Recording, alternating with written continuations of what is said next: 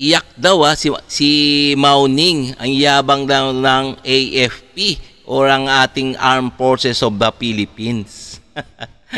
Mukhang bumahag yata ang buntot nito ni Mao Ning Grabe At isa pa mga guys fighter jet ng Pilipinas muntik ng pasabugin ng China kung hindi ito lalaya sa West Philippine Sea. Wow Sobrang sobrang tigas, parang tumitigas na yata ang Pilipinas ngayon So itong ating bibigyan ng reaction video mga guys bibigyan natin komentaryo, suggestion, criticism at kung ano naman ay inyong mga saloobin pwede rin naman kayo mag-comments diyan sa baba. Okay? Kasi itong topic natin, ito yung maiinit na issue siya ngayon sa ating bansa, lalong-lalo na sa West Philippine Sea. Alam nyo naman ang West Philippine Sea, na gustong-gusto talagang sakupin ng mga Chekwa na to, ang ating mga teritoryo dyan sa West Philippine Sea, mga isla, yung mga magaganda nating isla dyan. So, okay, kung bago ka pa lang sa aking channel, please like and subscribe na lang muna sa ating YouTube channel bago tayo mag-umpisa.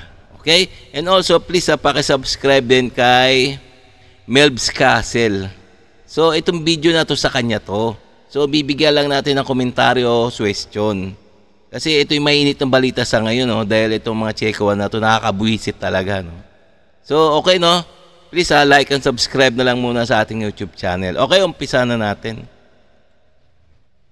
不应当针对第三方，更不应该损害第三方的利益。在南海炫耀武力、挑动对抗，只会加剧局势紧张，破坏地区稳定。 Yan ang iniiyak ni Mao Ning matapos sigain ng Philippine Navy yung Chinese Navy warship nila. Layas agad, naka full throttle pa yan palayo.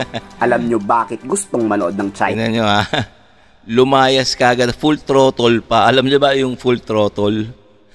Ayun ang pinakamabilis na pagsinit sa mga makina ng barko. Full throttle.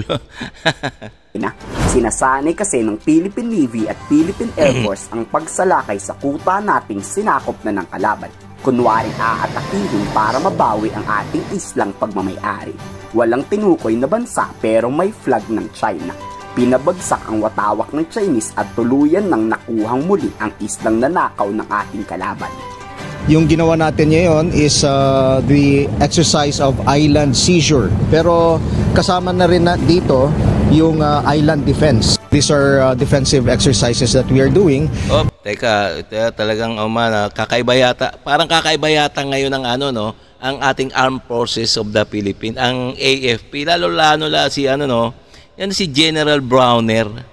Parang tumatapang nga yata ngayon porket nanalo na si Donald Trump. Grabe The assumption is that yung sarili nating isla ay gusto natin bawiin. Magkatuwang ang Philippine Air Force at Philippine Navy sa pag-atake.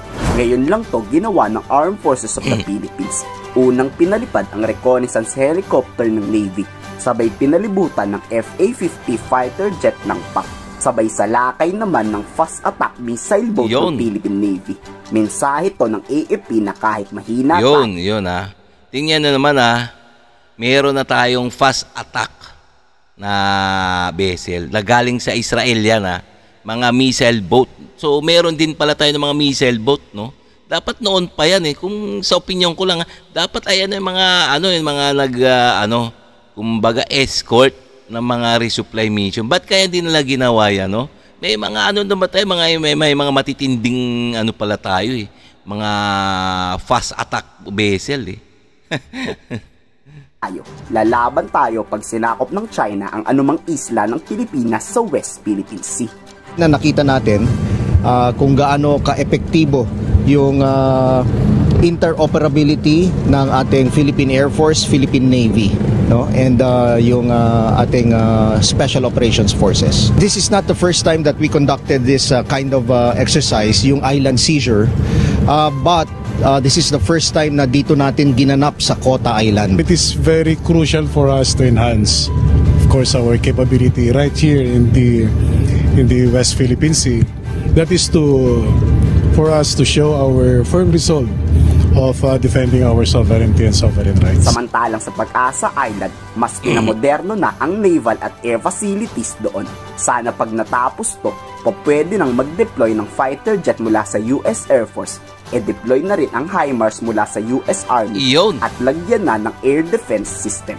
Yan, sure ako na kung sasakupin yan ng People's Liberation China, may hirapan ng mga Chinese na lusubin to. It's already 90% completed, so we are looking at this year for the completion of that facility in Pag-asa. Control tower that is under the purview of the Air Force, and magiging opisina na yun ng TOG Pag-asa, and that will facilitate all the air operations in the Kalayaan Island. We have to deliver the necessary services and supplies for the completion of all our projects here in KIG. Hindi lang sa Pag-asa, lahat ng occupied islands natin. Oo, mahina ang AFP pag Ayan, tingnan nyo naman mayroon tinatayong mga military base ng Pilipinas dyan na matatapos na sa Pag-asa Island. So sana nga ito yung hudyat na para matakot na yung mga Chekwa. Dahil lalagyan daw ng mga air defense system at mga makabagong mga panggera o pandigma at tutulong ang Amerika. Sana nga, Kagera. Pero mas maganda na to kaysa hayaan na lang ng Pilipinas masakop ng China ang West Philippine Sea. Kayo, pabor ba kayo sa mga pinagagawang military drills ng ating militar? I-komento sa baba ang inyong salo. Okay mga guys, So, kung tatanungin ako, siyempre pabor ako. Pabor ako na magkaroon ng military base sa Pag-asa Island at matapos na yan, at magkaroon na ng mga air defense, mga fighter jet dyan sa Pag-asa Island. Nang sa ganun, magmukha naman tayong malakas. Diba? Hindi naman tayo magmukhang kawawa sa mga mata na mga incheck na yan. So, okay, So, hanggang dito lang tayo mga guys, Kung nagustuhan nyo yung mga ganito mga reaction video katulad nito, please kung bago ka pa lang sa akin, please like and subscribe na lang muna sa ating YouTube channel bago tayo magsara, okay?